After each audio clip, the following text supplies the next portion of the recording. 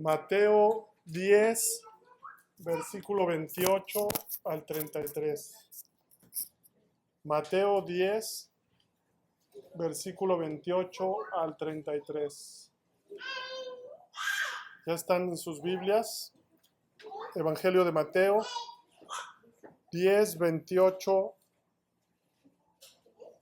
al 33. Y voy a leer desde el 24 para tener todo el pasaje. Dice: el discípulo no es más que su maestro, ni el siervo más que su señor. Bástale al discípulo ser como su maestro y al siervo como su señor.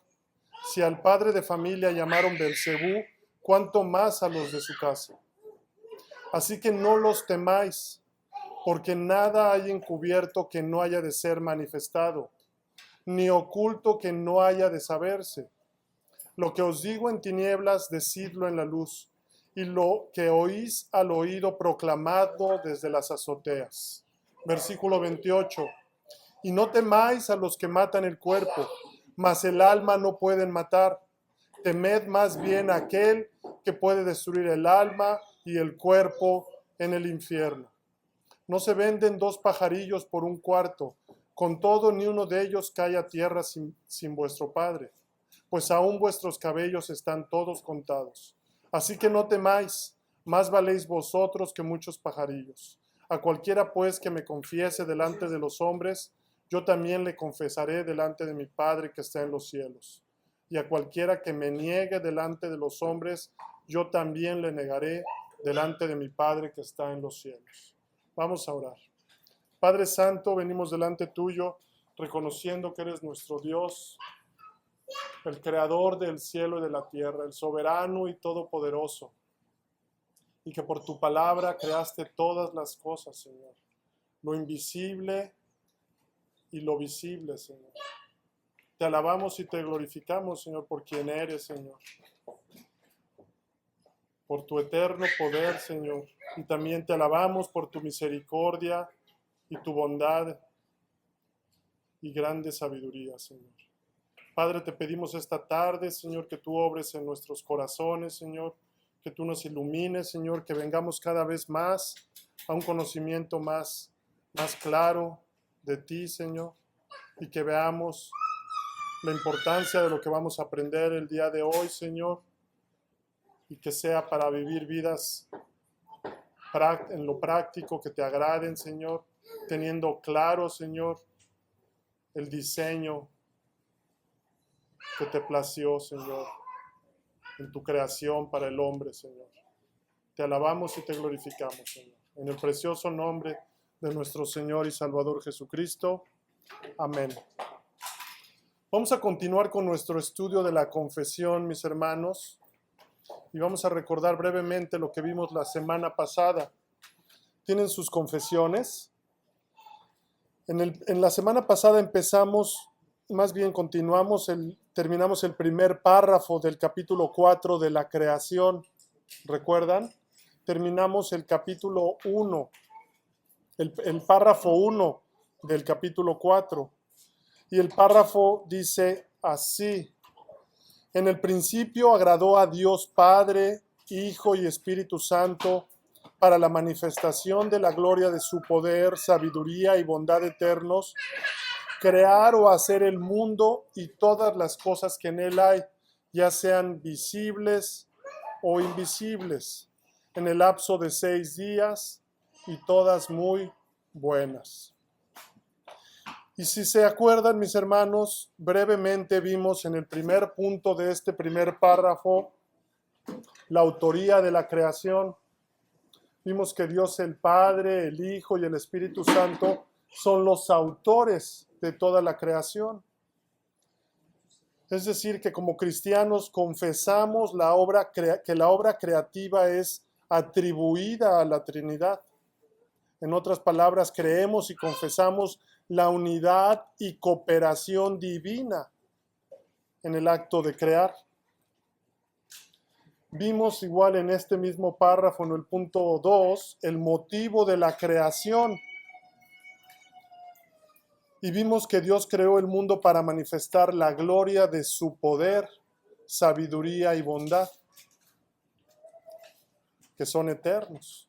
En otras palabras, la creación no fue por necesidad, sino por su libre y soberana voluntad. En el punto 3 de este mismo párrafo vimos el objeto y el propósito de la creación y vimos que es cristocéntrico. Y vimos que la confesión, de acuerdo a las Escrituras, nos dice que Dios creó todo lo que existe, tanto lo visible, es decir, el universo físico, como lo invisible, la realidad espiritual, como los ángeles. Y vimos que hay un énfasis cristocéntrico, porque la creación fue hecha por medio de Cristo, pues Él es el Verbo eterno. Juan 1, capítulo 1, versículo 3. Todas las cosas por Él fueron hechas. Vimos que Cristo de esta manera no solo es el agente de la creación, sino también vimos que no solo Cristo es el agente de la creación, sino también Él es el propósito final, pues todo fue creado por medio de Él y para Él. Colosenses 1:16. Entonces, en este punto vimos que hay una implicación de la creación de principio a fin es cristocéntrica, porque Cristo no solo es nuestro redentor, sino también es el creador. Y la idea de la reafirmación en la confesión es acentuar el señorío universal de Cristo, no solo en la redención, repito, sino también en la creación misma. Esto significa también que la creación tiene un propósito redentor y escatológico, y es centrado en Cristo, quien sostiene todas las cosas y las lleva a su consumación en Él. En el siguiente punto vimos el tiempo de la creación y vimos que Dios creó todas las cosas en el espacio de 6 días.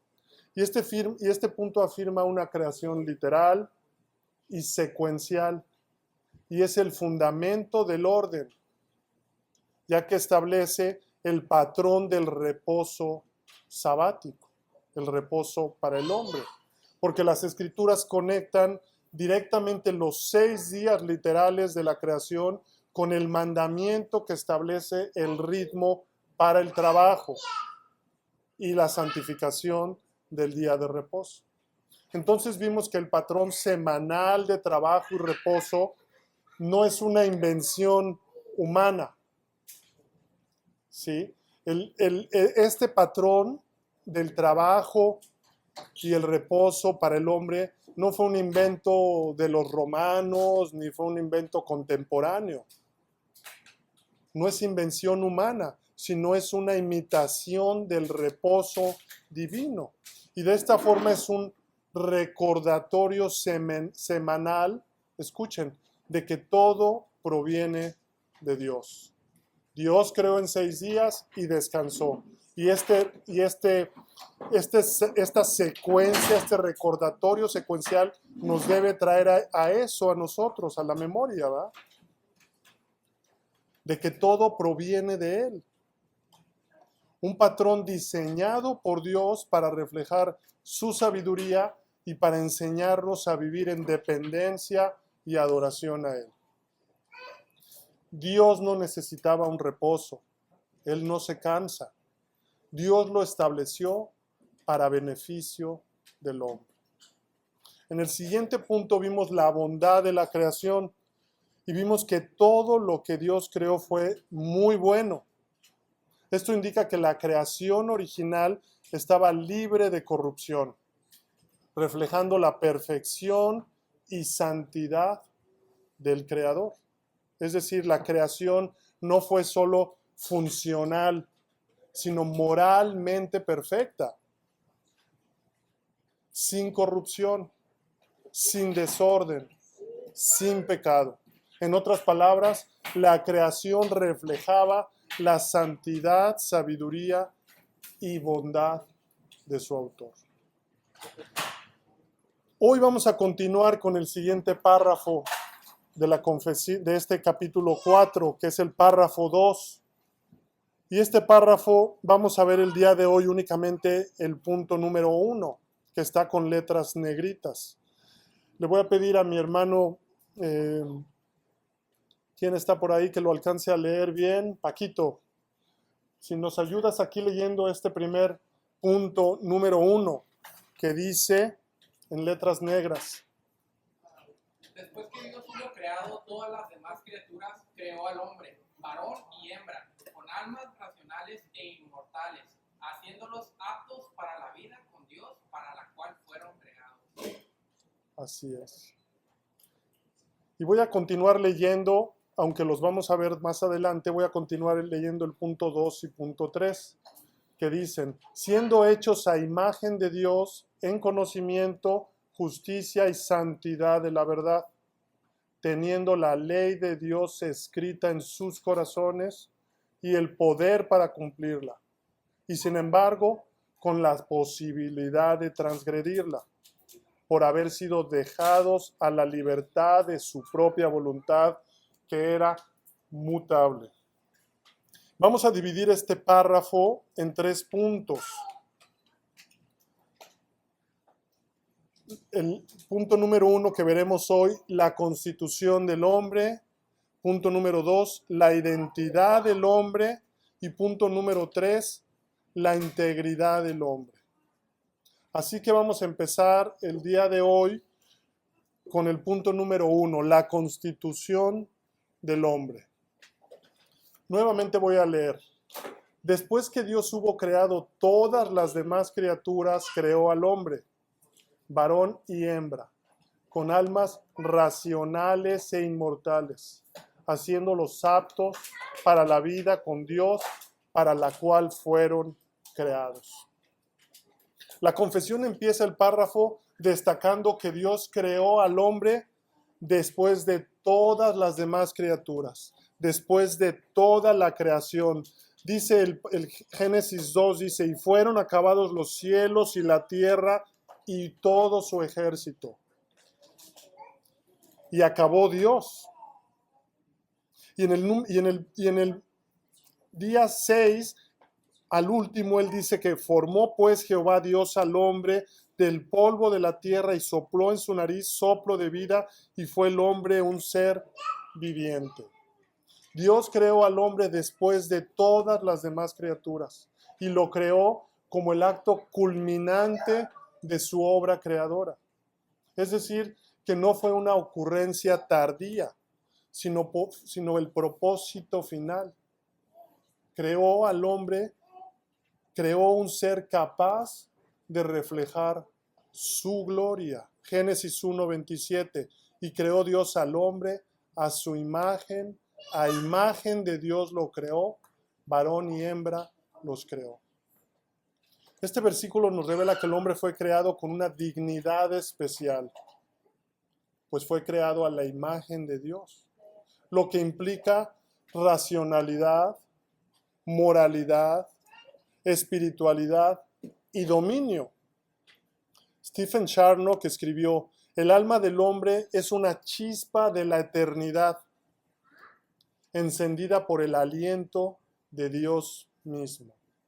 Esta afirmación de Charnock subraya que el hombre no es simplemente biológico, sino espiritual, portador de lo eterno.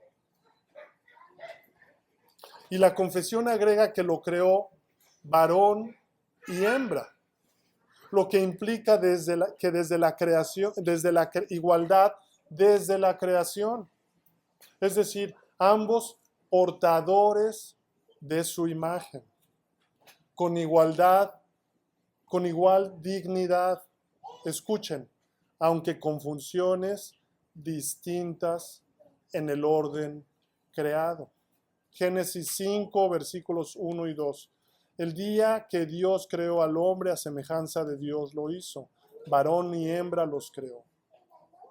La confesión enfatiza que la imagen de Dios no es exclusiva del varón, sino compartida en ambos sexos. Matthew Henry comenta, la mujer fue hecha de una costilla del costado de Adán, no de su cabeza para dominarla. para dominarle. Está hablando de la mujer.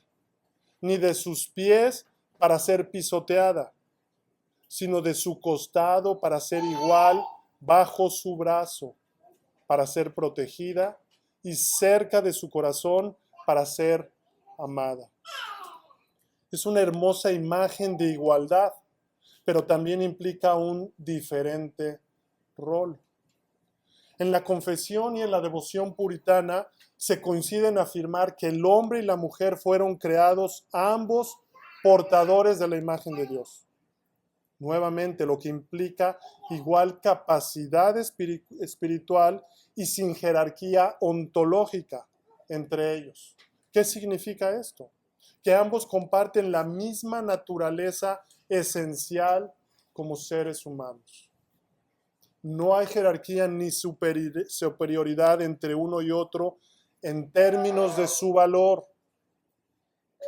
No hay jerarquía ni superioridad entre uno y otro en términos de su valor, ni de su dignidad o en su capacidad de ser. También quiere decir que las diferencias que hay, tanto biológicas y emocionales, impactan lo social. No hay jerarquía ni superioridad entre uno y otro en términos de valor, dignidad o capacidad de ser, pero también quiere decir que las diferencias que hay, tanto biológicas y emocionales que las hay, impactan lo social. Pero estas son de acuerdo al diseño de Dios. Y son, mis hermanos, escuchen, para cumplir los roles para los que fueron creados, hombre y mujer. Y escuchen, estas diferencias no afectan su esencia natural. Es decir, no hay un más ser o menos ser entre hombre y mujer, pues ambos comparten la imagen divina, lo que implica igual valor ante Dios. Sin embargo, hay diferencias de rol, repito, debido al plan y al diseño divino. Y escuchen, el cual es sabio y perfecto, como liderazgo masculino en el hogar, en la iglesia y en la sociedad. Y repito, estos roles no implican inferioridad, sino un rol ordenado por Dios en su sabiduría y para cumplir su plan eterno. Hay un texto que se usa comúnmente en contra de este rol para el hombre y la mujer y que lo distorsionan muchos, y está en Gálatas 3:28. El texto dice: ya no hay judío ni griego, ni varón ni mujer, porque todos vosotros sois uno en Cristo Jesús. Pero este texto no elimina las diferencias funcionales o de roles en el diseño divino entre hombre y mujer, sino que afirma la unidad espiritual y dignidad compartida en Cristo.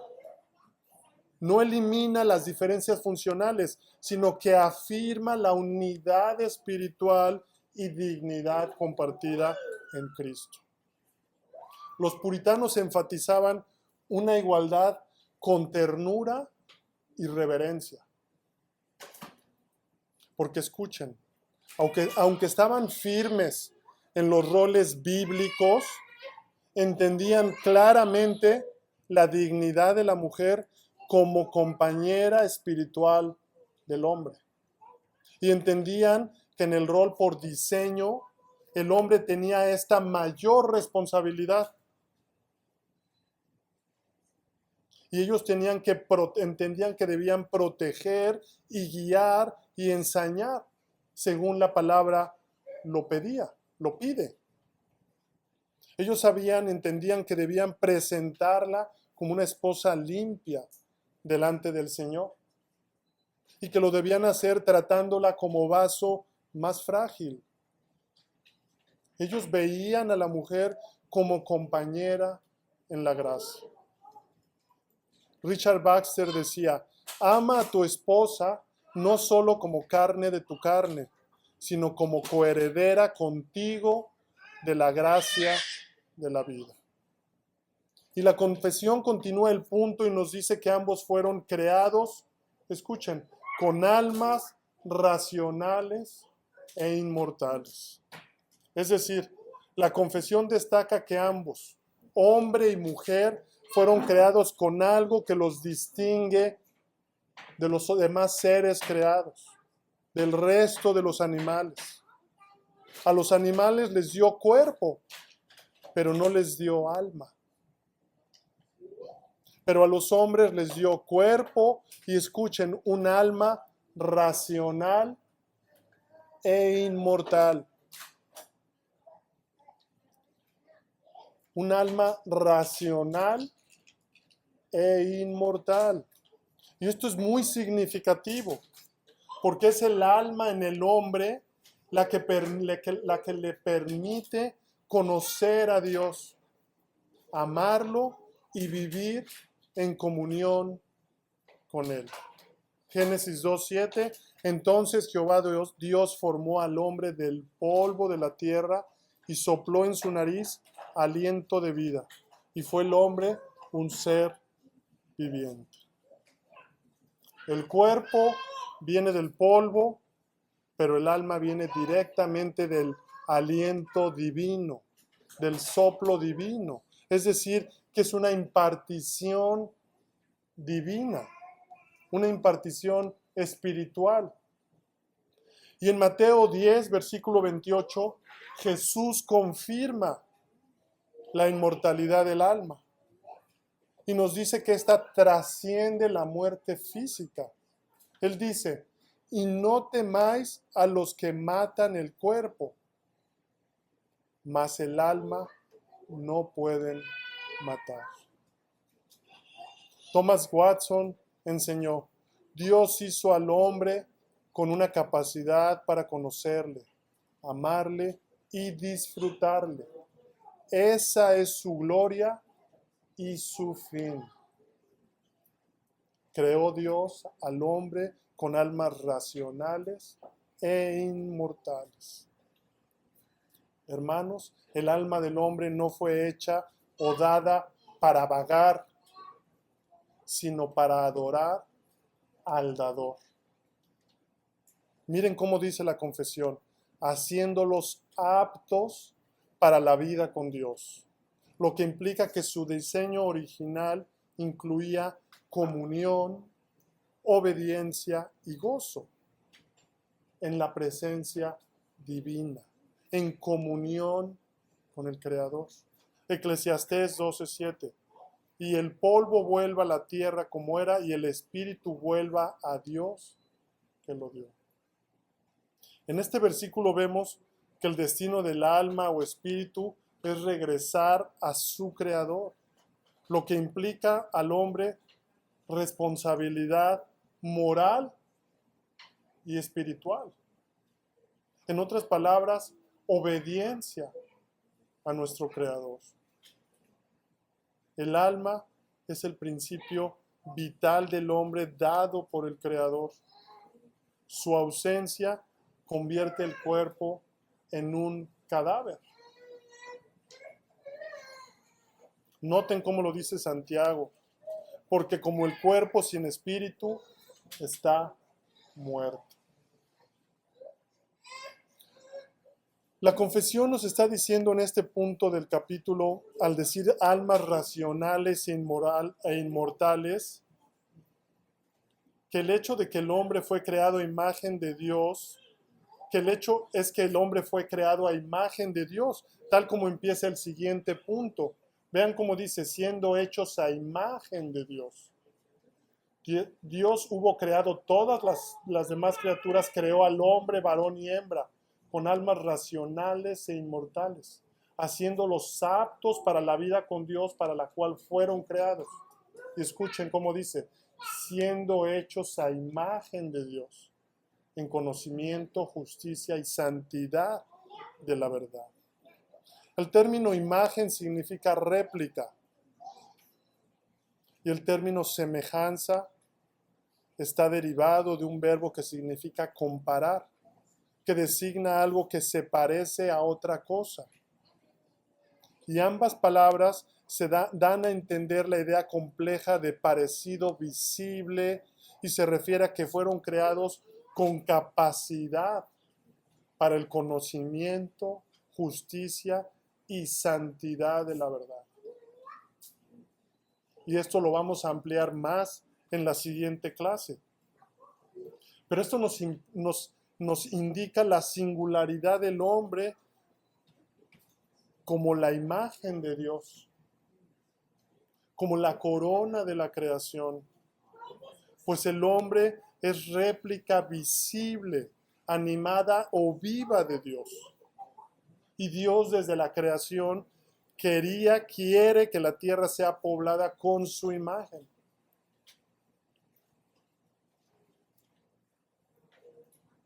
Ahora, pregunta, ¿es el hombre caído una réplica exacta de Dios? ¿Es una imagen buena o distorsionada de Dios? La respuesta es que después de la caída claramente es una imagen distorsionada de Dios. Es una réplica muy inexacta. Y lo vamos a ver más a profundidad en el capítulo 6. Pero por ahora podemos adelantar que esa imagen, por la caída, necesita ser renovada en la redención de los hombres. Sin embargo, para este punto, mis hermanos, que no se nos olvide que el hombre es portador de la imagen de Dios. Puede ser una imagen distorsionada, pero permanece siempre siendo la imagen de Dios. Esto trae gran implicación cada vez que te relacionas con alguien. Pues toda persona tiene la imagen de Dios. Y debe impactar cómo tratamos a todas y a cualquier persona. Así que por ahora nos centraremos ahora en este párrafo en decir que el hombre fue creado a la imagen de Dios como identidad, lo que lo hizo apto para el conocimiento, justicia y santidad de la verdad. Y no es algo que se pueda perder simplemente. Así que en cierto sentido el hombre continúa siendo la imagen de Dios tras la caída. En resumen, ser creados a la imagen de Dios con alma racional y eterna hace apto al hombre para esta comunión con el Creador, pues el alma fue dada para este fin por Dios. El puritano Richard Baxter escribió: el alma racional fue hecha para contemplar a Dios, no para arrastrarse entre las cosas terrenales. Es una declaración fuerte que nos debe de traer a meditar. Fue hecha para contemplar a Dios, no para arrastrarse entre las cosas terrenales. Es decir, que el propósito del alma no es lo mundano, sino, escuchen, lo eterno. Lo eterno. ¿Qué tanto piensas en la eternidad? Yo sé que nos cuesta trabajo, nos vemos en un cuerpo y pensamos que solo somos cuerpo, pero Dios dio al hombre un alma racional eterna.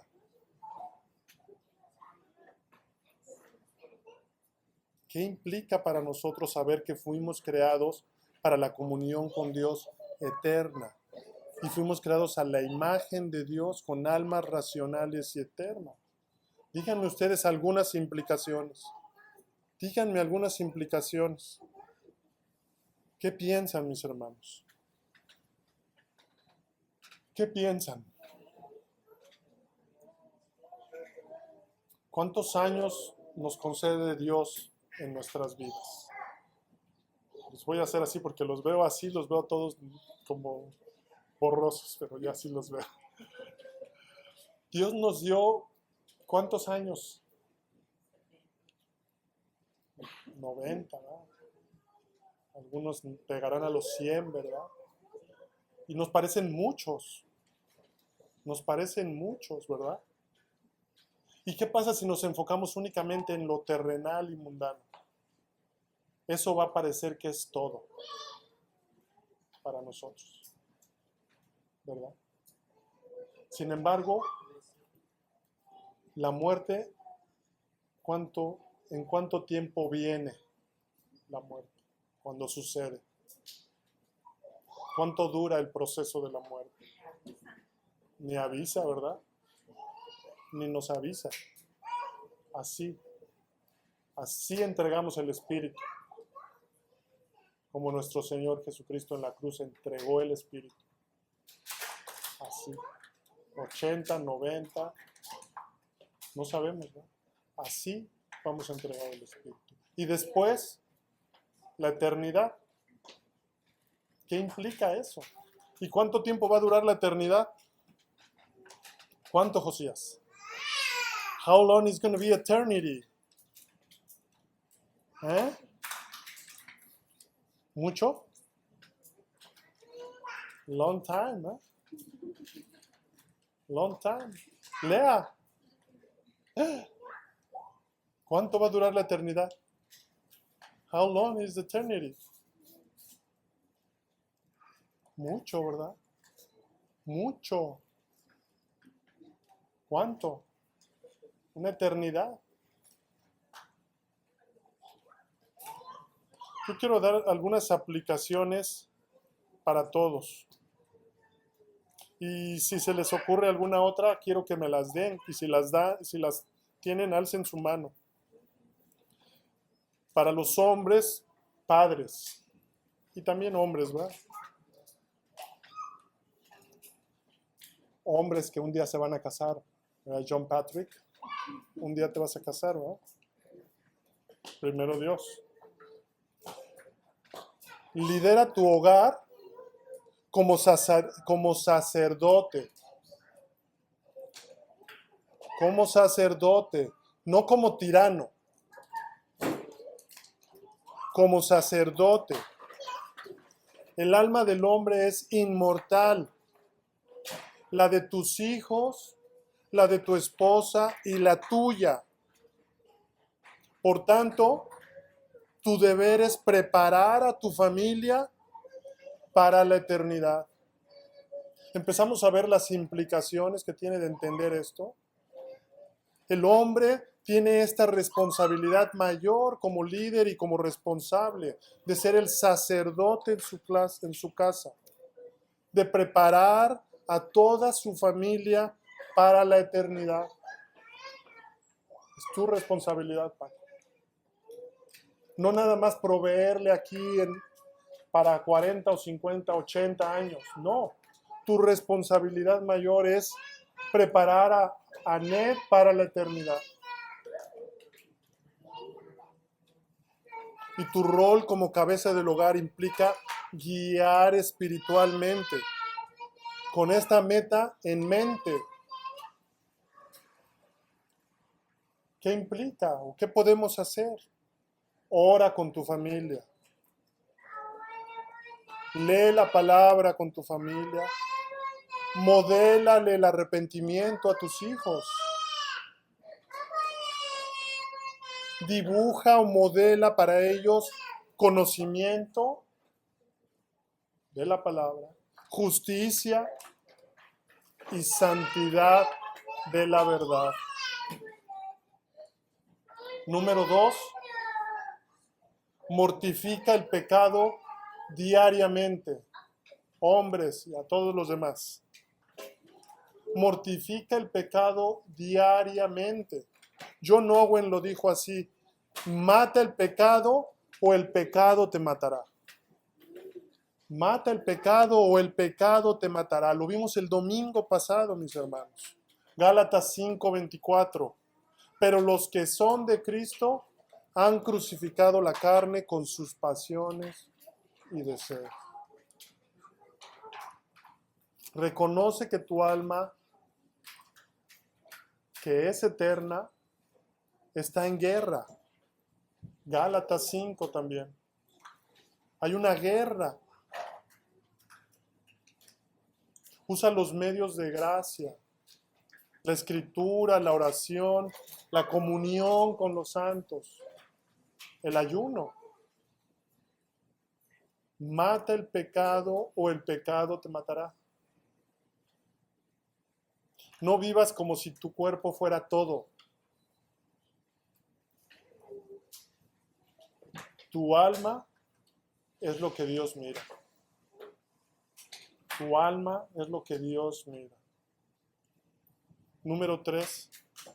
Vive con la eternidad en mente. En Mateo 10:28 Jesús nos recuerda que el alma es más valiosa que el cuerpo.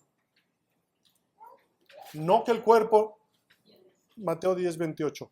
Jesús nos recuerda que el alma es más valiosa que el cuerpo. No que el cuerpo no sea importante, el cuerpo es el templo del Espíritu Santo. Pero Jesús nos dice que el alma es más valiosa que el cuerpo. Y pone por encima del cuerpo el alma. Más vale que te quites un ojo y lo arrojes. Más vale que te cortes la mano y la arrojes. Para que vayas al cielo, a la eternidad con Dios. Y no que tu cuerpo sea arrojado al infierno completito. Mata el pecado. Pregúntate, mis hermanos, preguntémonos, ¿mis decisiones reflejan temor de Dios o temor de los hombres, como leíamos hoy al principio? ¿Mis decisiones reflejan temor de Dios o temor de los hombres? ¿Estoy preparando mi alma y la de mi familia para encontrarnos con mi Dios? Muchas implicaciones de saber esto, ¿verdad? Y de entender que tenemos almas racionales eternas. ¿Estoy preparando mi alma, que es eterna, y la de mi familia, los miembros de mi familia que Dios me ha entregado, que Dios me ha dado para liderar hombres, para encontrarnos con mi Dios? Voy a dar cuentas por ellos. Voy a dar cuentas por mis hijos, por mis nietos incluso. Y voy a dar cuentas también por ustedes, mis hermanos. Todos vamos a dar cuentas por lo que el Señor nos ha dado. Vive con la eternidad en mente. Para las mujeres, cultiva tu alma más que tu apariencia. La mujer que teme a Jehová, esa será alabada. Proverbios 31:30. Los puritanos enseñaban que la belleza del alma supera la del cuerpo. Dedica tiempo diario a la oración, la lectura de la Biblia y la meditación. Y medita en la eternidad de tu alma. Recuerda que tu alma es inmortal. Invierte en lo eterno, mis hermanos. Invirtamos en lo eterno.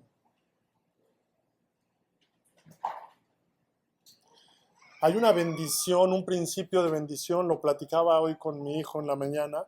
Hay un principio de bendición cuando nosotros empezamos a pensar a largo plazo, a futuro, generacionalmente y en la eternidad, hay una bendición. Cuando dejamos de pensar únicamente en mi vida, en mis años únicamente y en mi satisfacción y en mi comodidad, nada más presente o a corto plazo para mí. Eso no puede haber bendición. Pero hay bendición cuando empiezas a pensar en la eternidad, en las generaciones. ¿Me explico?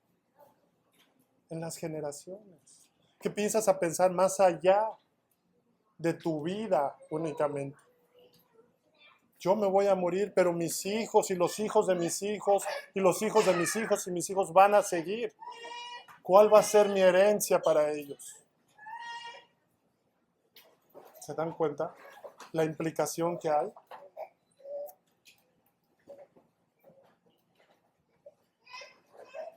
Vive como hija de Dios, no como esclava del mundo.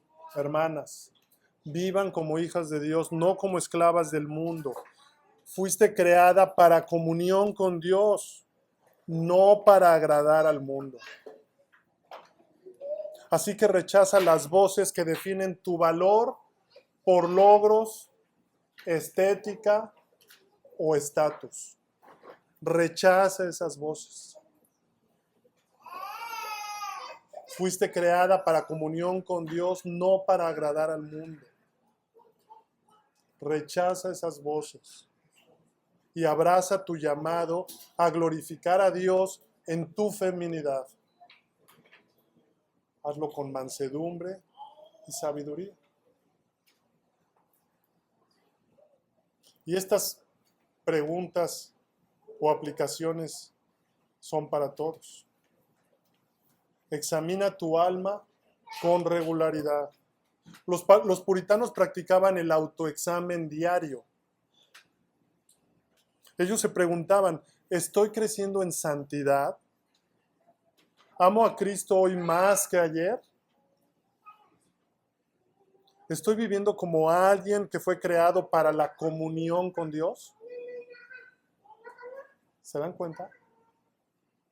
Fuimos creados para tener comunión con Dios. ¿Estoy viviendo así?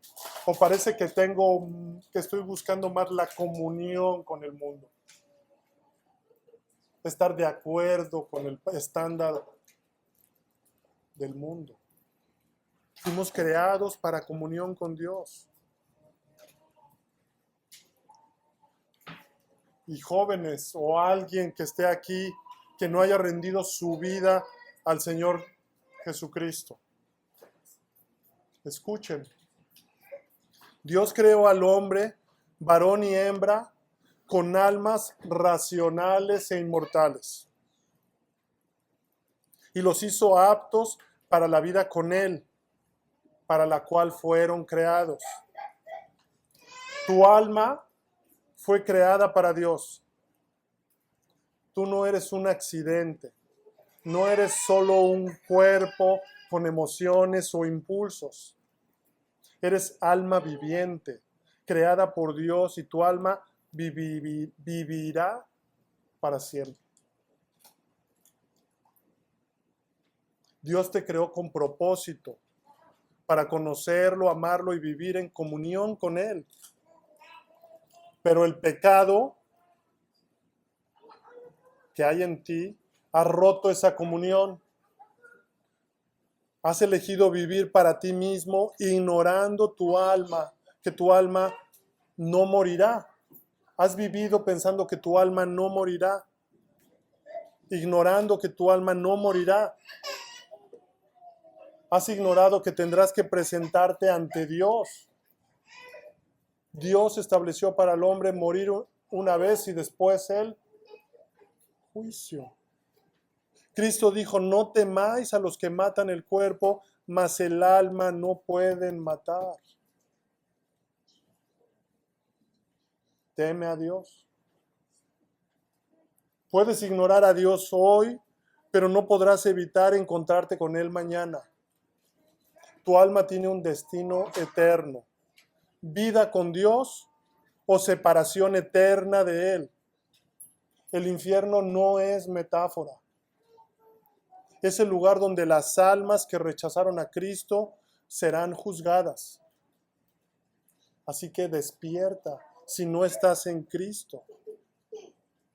Despierta. El Espíritu vuelve a Dios que lo dio. Eclesiastés 12:7. ¿Estás listo para ese encuentro? ¿Has considerado que tu alma fue hecha para algo más que placeres temporales? Algo más que para estar en las redes sociales o que para los logros vacíos terrenales. Todo esto te va a dejar insatisfecho, pues fuiste creado con un propósito mayor y eterno. Y este es el Evangelio. Dios es santo y justo y no dejará sin su pago al culpable. Pero Cristo El Hijo de Dios vino a restaurar lo que el pecado destruyó. Él vivió la vida perfecta que tú no has vivido, que ningún hombre puede vivir. Y murió en la cruz. Fue a la cruz y derramó su sangre para pagar por los pecados. No de todos, únicamente de los que se arrepienten y creen en Él. Y resucitó para dar vida eterna. Él venció a la muerte. Y si te arrepientes hoy y crees en Él, tu alma será salva hoy. Tu alma será salva hoy. Y serás liberado de la esclavitud al pecado. Hoy, no mañana, hoy. Así que clama a Dios. Ven a Él en arrepentimiento. Puedes reconocer, hazlo, reconoce que has vivido para ti, ignorándolo. Pídele perdón y dile que quieres vivir para Él. Pídele que salve tu alma. No te vayas hoy sin enfrentar esta verdad. Tu alma fue dada para estar en comunión con Dios. Vean cómo dice la confesión en el párrafo, en el capítulo 31. Les voy a leer esto prácticamente para terminar. Capítulo 31 del estado del hombre después de la muerte y de la resurrección de los muertos. Los cuerpos de los hombres vuelven al polvo después de la muerte y ven la corrupción.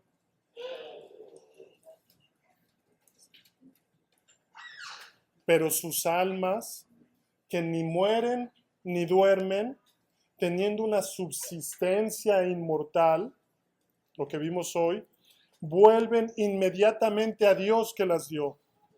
Las almas de los justos, siendo entonces perfeccionadas en santidad, hablando de los que han rendido su vida al Señor Jesucristo, son recibidas en el paraíso donde están con Cristo y contemplan la faz de Dios en luz y gloria.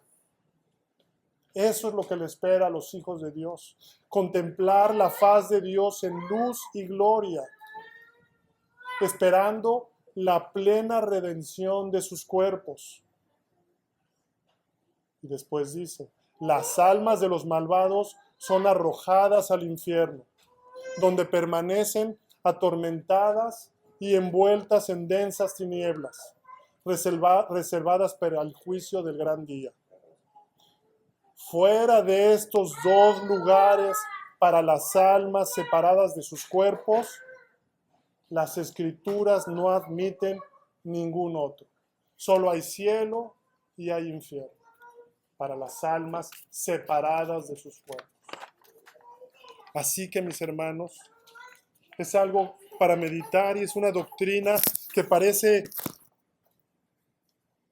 muy simple y sencilla, pero cuando meditamos en ella debe de impactar cómo vivimos nuestras vidas diarias, la práctica, cómo organizamos y planeamos nuestro día y ponemos los ojos en la eternidad, en este gozo que estaremos en la presencia de nuestro Señor.